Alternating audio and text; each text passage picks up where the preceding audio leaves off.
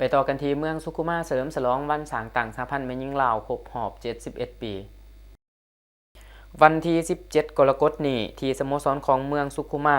ได้จัดพิธีเฉลิมฉลององค์การจัดตั้งสหพันธ์แม่หญิงลาวครบรอบ71 ปี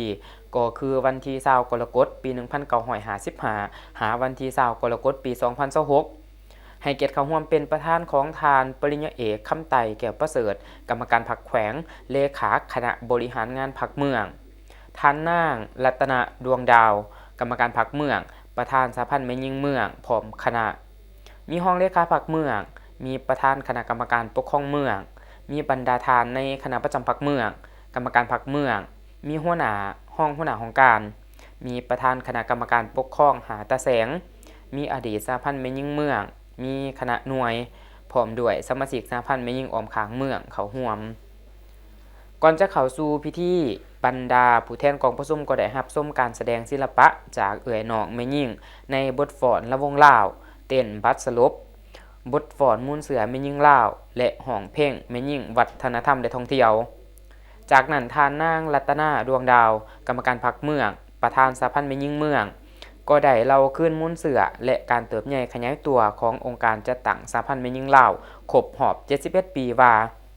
การกำเนิดและเติบใหญ่ขยายตัวขององค์การจัดตั้งสหพันธ์แม่หญิงลาวที่พรรคประชาชนลาวได้รับการสร้างตั้งในวันที่22 มีนาคมปี 1955พรรคได้เอาใจใส่อย่างจดจ่อในการปลุกระดมขนขวายก่อสร้างแม่หญิงให้มีความตื่นตัวประกอบส่วนเขาในภารกิจปฏิวัติและถือแม่หญิงเป็นภาคส่วนหนึ่งในกำลังแห่งที่สำคัญของพรรคภายใต้คันทุ่งของแนวโฮมปลดปล่อยศาสตร์ศูนย์กลางแนวลาวอิสระก็คือศูนย์กลางพรรคประชาชนปฏิวัติลาวได้ประกาศจัดตั้งหน่วยค้นคว้าเวียกงานแม่หญิงขันศูนย์กลางอย่างเป็นทางการในวันที่20 กรกฎาคมปี 1955อยู่ที่สำนักงานศูนย์กลางแนวลาวอิสระซึ่งในเวลานั้นตั้งอยู่แคมป์ห้วยน้ำโสยเมืองเวียงไส้แขวงหัวพันก็คือต้นกำเนิดขององค์การจัดตั้งสหพันธ์แม่หญิงลาวในปัจจุบันมาฮอดปี